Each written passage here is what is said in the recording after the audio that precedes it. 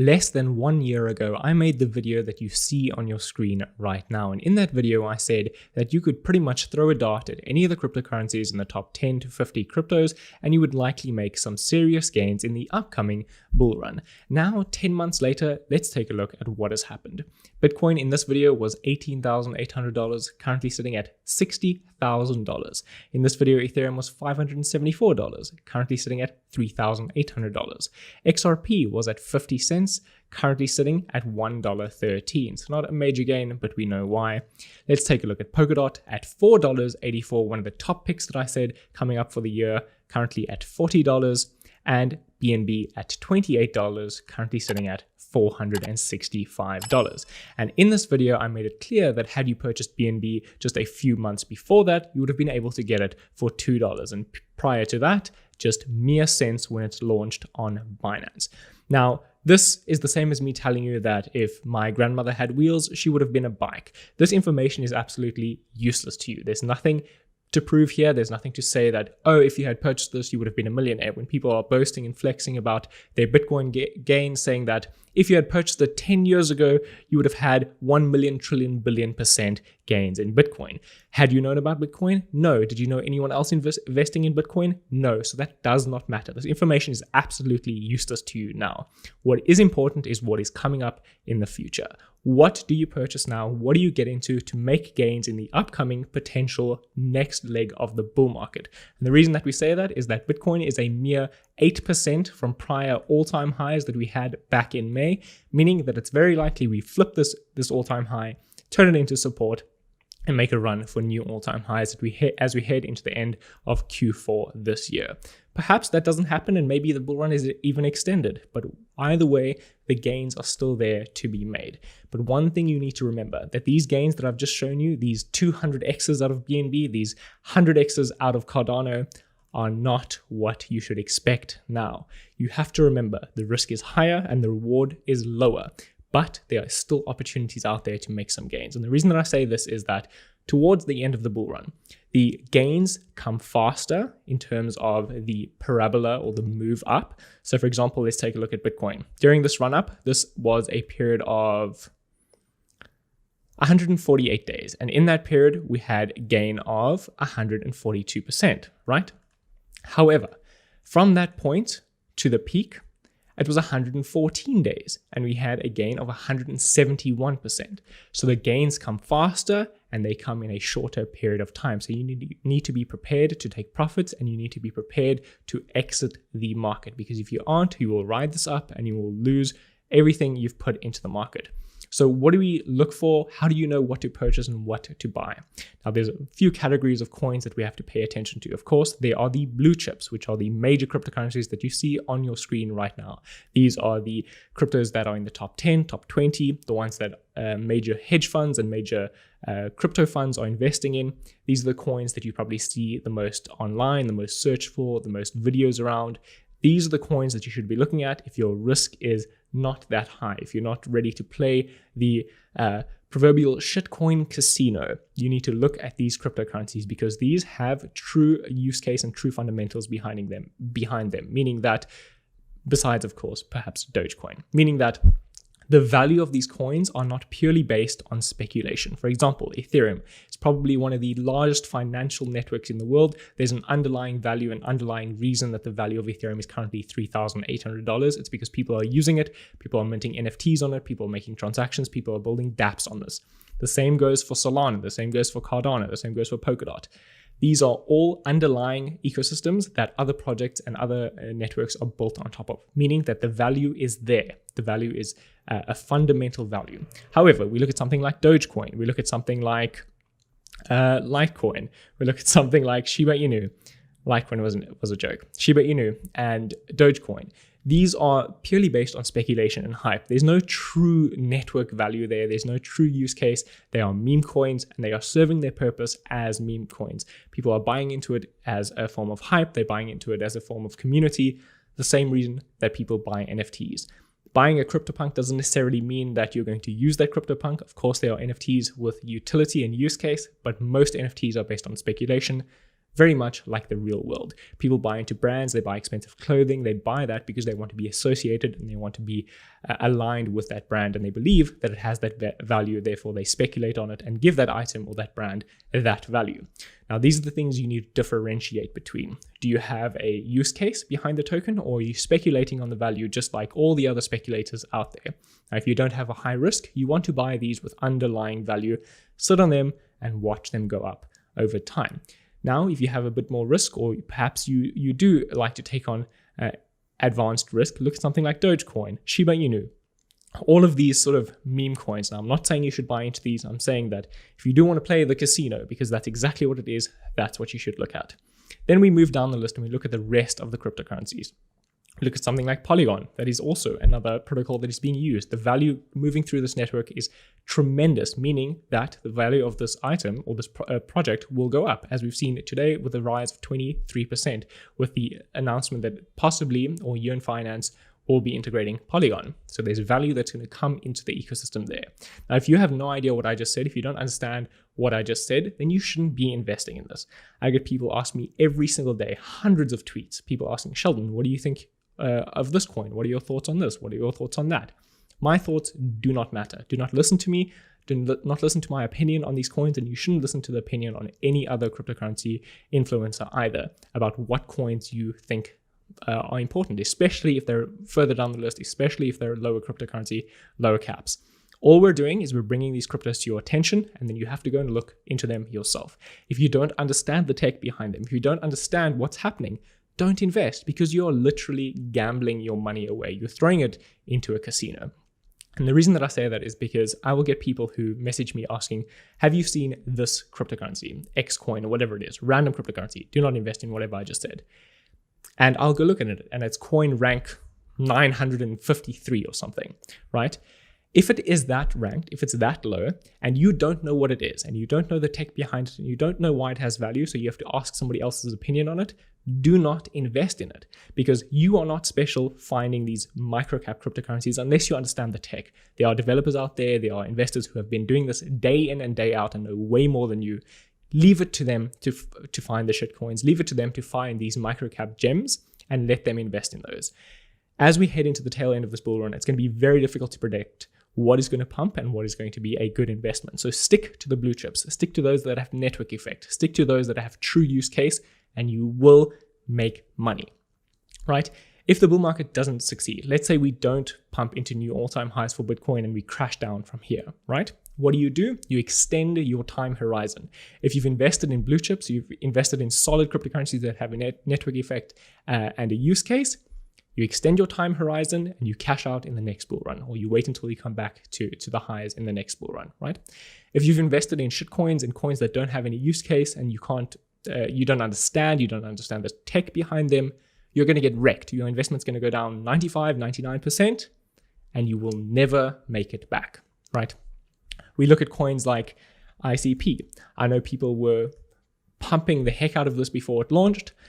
It's going to be amazing. It's going to be the next major cryptocurrency. Everybody was talking about it. And I said, don't invest in this. We have no idea what its potential is. We have no idea what its use case is. Well, we do have what we were presented, what its use case is, but no one had actually used it, right? What did it do? Dumped 93% off of its all-time highs, and it still has not recovered. Not to say that it won't, but it's highly unlikely that you're going to make your investment back if you purchased the day that it launched. I saw people aping into it at $500. Horrible, horrible strategy. Look for something that has proven use case. It's been grinding for years, maybe months. Solana hasn't been here around that long, but it's been grinding. It's been used. It survived the downtime that it had, didn't crash to zero. People are using this network. That's what you need to be looking for.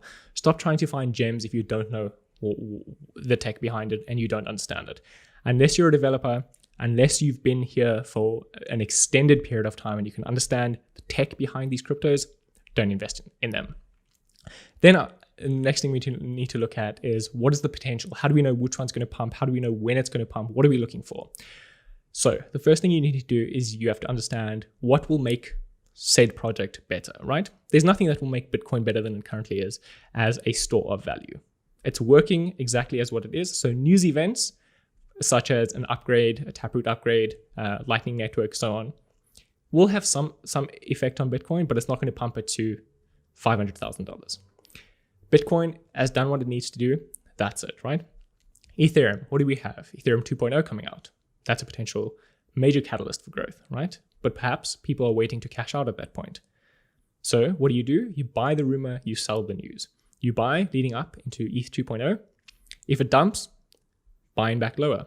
If it doesn't dump and it pumps, buy back in higher, but you've minimized your risk. We look at something like Polkadot, which has been pumping over the past few weeks. Why? In anticipation of parachain auctions. Now I see many other YouTubers talking about parachain auctions are coming for Polkadot. What does that mean? Do you know what parachain auctions are? You see it on Twitter, you see people talking about parachain auctions. It's going to pump Polkadot. Why? Why is it going to pump it? Do you know? Is it just a news event? Is it just going to be a news event that pops up and surpasses? No. See, the tokenomics behind Polkadot are very important. Projects have to secure a parachain slot by bonding DOT or bonding KSM or whatever Polkadot project you're looking at that is trying to secure a parachain auction. What does that do? It drives up the fundamental demand for DOT, the token itself, therefore driving up the value of the DOT token. So there's a fundamental use case behind the token that is driving the value up. Now, will it be sustained? Who knows? Maybe they dump after parachain auctions, they don't need their DOT or whatever happens. Projects that don't secure parachain slots are done and they sell their DOT, right? Look at something like Terra. Why will Terra go up? What is driving its value? Is it speculation? Sure, to some extent. People buying Luna, staking it, holding it, aligning themselves with the project. But what drives the value up? It's the stablecoin UST behind it, right? The Terra ecosystem basically depends on stablecoins behind the scene. When demand for UST goes up, not USDT, that is Tether, UST, which is the Terra stablecoin, every time somebody mints UST or demand for UST increases, an equivalent amount of Terra is burnt, right? So what does that mean? The circulating supply, coins that are in circulation currently, get removed, minimizing the supply, driving up the price of the token itself, right? And I saw a few people misinterpreted this in my previous video, thinking that when I said Terra to $1,000 is not a meme, which in itself is a meme. Let's say Terra gets to $200, $300, $400, right? What is driving up that price? The market cap or the circulating supply? It is both. If the circulating supply goes down, value will go up. If the market cap goes up, value will go up, right? That's what you need to keep in mind. There's a fundamental value if people have demand for UST, meaning they need UST for their protocols, to borrow, to lend, to come into the ecosystem, the value of Terra is going to go up, right? But then we look at something like Cardano, right? I've been very, very bullish on Cardano since 2 cents. If you go back and you watch, you'll see that I've been bullish on Cardano since 2 cents. At 14 cents, I said I was putting $40,000 into Cardano, and that turned into close to $800,000, right? One of the best investments we've made over the past year, right? Smart contracts was the meme that was coming to Cardano, right? That was going to bring DeFi, it was going to bring network effect to Cardano. But I did say to everyone that once smart contracts launch on Cardano, does the demand immediately go up? No. There's going to be a lot of time that it takes for that network to build. The same with Ethereum, right? People are going to have to start building dApps. They're going to look into it. It's going to have to attract attention to the network before the fundamental value of Cardano goes up. So that would be an example of a buy the rumor, sell the news event, because something doesn't happen immediately that instantaneously drives up the value of that coin from a fundamental perspective. That's a speculative news event that people are looking at, right? Dogecoin. When Elon Musk tweets about Dogecoin, is anything changing about the project? Are fundamentals changing about Dogecoin? No. It's just a hype event. It's a singular news event that has no sustainable value long term. So the price of Doge will then eventually come back down. But let's say Elon Musk and Vitalik start working together and they bring smart contracts to Doge and they bring faster transactions, more secure, more decentralization to Doge. The fundamentals of that project are changing. The fundamental value is changing. Therefore, the value could likely increase. So these are the things you need to be looking out for. But how do you know? How do you know which project is going to be doing this? How do you find these projects? How do you find these news events? How do you know what's happening with each of them? You head to a website called CoinMarketCal, right? And you can see we've got some news events here. All you have to do is find the coin that you're invested in or that you're interested in, and look for it and look for news events, look what's happening, look if any significant changes are coming up. One we can look at right now is the significant event here, Prop 128 voting ends. Now this proposal is to bring IBC connection to Terra, right? So we spoke about Terra just a few minutes ago, at $36. Now, what does IBC mean? So don't forget to vote on Prop 128 to enable IBC transfers on Terra. Now, this will bring Terra to the Cosmos ecosystem and bring a ton of liquidity in the form of UST to the Cosmos ecosystem. And Cosmos is connected to tons of blockchains. So what does that do? It drives up the fundamental demand for UST, therefore burning the circulating supply of Terra and pushing up the value of Terra token, or of Luna token at least. So there's a fundamental change coming that could drive the value up of this, right? But if a new project launches on Terra, if somebody talks about Terra, maybe Elon Musk talks about Terra, that's not a fundamental change to the project. That is a singular event, and these singular events often lead to pumps, and those pumps are opportunities to take some profits, right? I see many people diamond handing and holding all the way through these pumps to multiple pumps, right? If a pump happens out of nowhere without a fundamental change to that project, that is an opportunity for you to take profits and either buy back in lower or wait for it to stabilize and buy back even in a slightly higher if we've turned that point into support, right? We can use this as an example. Let's open Dogecoin, open up the chart, and look at the history, right? Please may you show the entire chart, Dogecoin. So we had multiple pumps out throughout the year for Doge, right? Whether it was Elon Musk talking about it, tweeting about it for the first time, there's always a time where it'll pump and it'll stabilize or come back down, right? So this is a pump, an opportunity to capitalize, take some profits, wait for it to stabilize again, and then enter back in. The same thing happened back here. Let's go slightly further back. A pump, and it will come back down. Never FOMO into a pump. If there's no fundamental change to what is happening in the project, you will make money in the long term. Don't chase pumps, don't buy at the top. Now, what if you're looking at coin market calendar and you can't find your coin? Maybe there's no news coming up. Let's use Polkadot as an example, right? Nothing, we find no news for Polkadot. We find perhaps Polka City and XQ8, right? No news. So you search Polkadot news on Google or do your own research. It's as easy as that. You don't need to ask your influencer what their opinion is. You don't need to find somebody else who understands it better. Find something that you like, a blue chip project, search for it. Polkadot Eyes breakout to $75 after dot price rally sets up. What's happening here? Take a look and it'll explain what is going on. Okay, the value of this is going up. Why? The fundamental value of Polkadot's changing. The demand for DOT is increasing as projects prepare for parachain auctions. What are parachain auctions? During a parachain auction, DOT and KSM holders can bond their cryptocurrency to support the project that they believe should receive a parachain slot. Okay, this is all you need to understand. You have to understand that the fundamental value of this is increasing, right? This is literally all you need to make money in the upcoming bull run, right? Don't hold for centuries. I will make another video, perhaps giving an exit strategy, a profit-taking strategy as well, so that you guys can get a better understanding of what I'll be doing and what a strategy could look like to exit the market sufficiently. Another tool you can use is the Crypto Fear and Greed Index. This has been historically a very good tool to use, a very easy tool to use as to when to buy in. I see many people chasing pumps, just as I said, don't chase a pump, don't buy at the top, don't FOMO in on a pump, wait for it to retrace and then enter.